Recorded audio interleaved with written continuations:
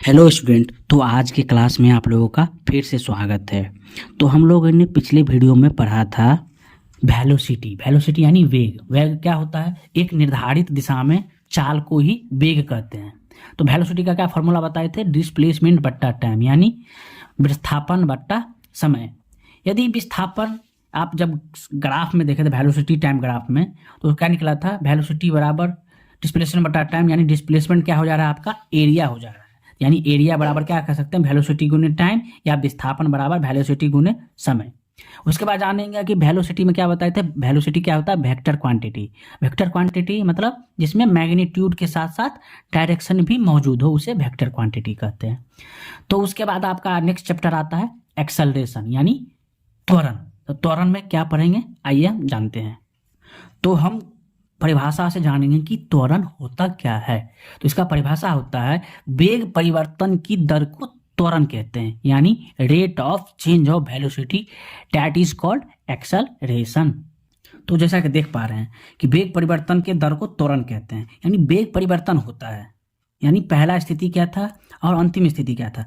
मतलब क्या है कि कोई भी वस्तु है, पाँच पाँच सेकंड में आप 10 मीटर पार करता है। उसके बाद चलता है दूसरा, जो 10 सेकंड, वो 5 सेकंड से बढ़ के क्या हो गया, 10 सेकंड में वह उससे 3 गुना स्पीड से आगे बढ़ जाता है। यानी पहला प्रारंभिक वेग और अंतिम वेग दोनों में क्या है, डिफरेंसेस आ रहे हैं। तो उसको हम जानेंगे कि जैसे एक्सेलरेशन। एक्सेलरेशन यानी ए से डिनोट करते हैं। तो एक्सेलरेशन बराबर होता क्या है? यानी चेंज इन वेलोसिटी बट्टा चेंज इन टाइम। इसका मतलब ये हो गया कि एक्सेलरेशन किसको कहेंगे, यानी त्वरण। चेंज इन वेलोसिटी, जो वेलोसिटी चेंजेज हुए हैं, यानी डी वी बट्टा d t. D v velocity कौन कौन से चेंजेज हुए हैं, यानी अंतिम वेग माइनस प्रारंभिक वेग बट्टा समय। मतलब क्या हो गया, क्या पहला कितना स्पीड से स्टार्ट किए थे और अंतिम कहाँ वेग से स्टार्ट हुआ या अंतिम खत्म हुआ। तो अंतिम वेग माइनस प्रारंभिक वेग, जो दोनों के बीच में निकलेगा, वो आपका चेंज इन वेलोसिटी होगा, उसका बट्टा समय। यानी वेलोसिटी का क्या मात्रक होता है? मीटर पर सेकेंड, जैसा कि मैंने अभी बताया था। तो वेलोसिटी का बराबर क्या हो जाता है? मीटर पर सेकेंड बट्टा फिर समय है यानी सेकेंड, यानी मीटर पर सेकेंड स्क्वायर हो जाएगा किसका मात्रक? एक्सेलरेशन का। एक्सेलरेशन का जैसा समझ पा रहे हैं, वेलोसिटी का क्या होगा? मीटर पर सेकेंड बट्टा समय, यानी मीटर पर सेकेंड स्क्वायर। ये आपका एक्सेलरेशन का क्या हो गया? आपका यूनिट हो गया। आप तो इस प्रकार इसको याद रख सकते हैं। वेलोसिटी क्या होता है? मीटर पर सेकेंड, और एक्सेलरेशन का मीटर पर सेकेंड स्क्वायर।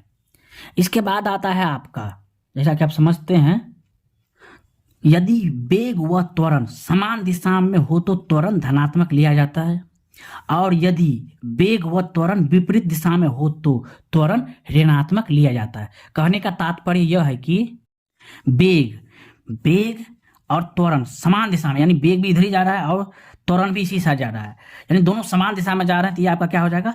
पॉजिटिव हो जाएगा। और जब प्रश्न हल करेंगे तो उसमें भी पॉजिटिव ही आंसर आएगा। यदि त्वरण और वेग, यदि त्वरण इस साइड जा रहे हैं, वेग इस साइड जा रहा है, या वेग इस साइड जा रहा हो या त्वरण उसके अपोजिट जा रहा हो, तब इसका जो लिया जाएगा त्वरण, ये किसका हो जाएगा? इसका निगेटिव हो जाएगा। त्वरण क्या हो जाएगा? आपका त्वरण यानी एक्सेलरेशन निगेटिव हो जाएगा, तो इसका वैल्यू भी आपका निगेटिव ही आएगा। तो इसको हम कह सकते हैं एग्जिस्ट इन सेम डायरेक्शन, तब ये आपका पॉजिटिव हो जाएगा, सेम डायरेक्शन रहेगा। तो यदि एग्जिस्ट इन अपोजिट डायरेक्शन यानी विपरीत दिशा में, तो ये आपका क्या हो जाएगा? निगेटिव। इसका आंसर ही निगेटिव आएगा। तो इसको हम कह सकते हैं अब, if same change exist in velocity in same time. मतलब क्या है कि जैसे कि मैंने बताया था, समान सेम चेंज, जो चेंजेज वेलोसिटी में हुआ है वही चेंज समय में भी होगा, तो वो आपका क्या हो जाएगा? Uniform acceleration. जैसा कि मैंने पिछले क्लास में वेलोसिटी ग्राफ में बताया था, वेलोसिटी ऑब्लिक टाइम ग्राफ में। तो इसको मैं फिर से बताने की कोशिश करूंगा। जैसा कि आप देख पा रहे हैं, यहाँ पर मैं इस एक्सिस पर क्या लूंगा? इस एक्सिस पर मैं क्या लूंगा? वेलोसिटी।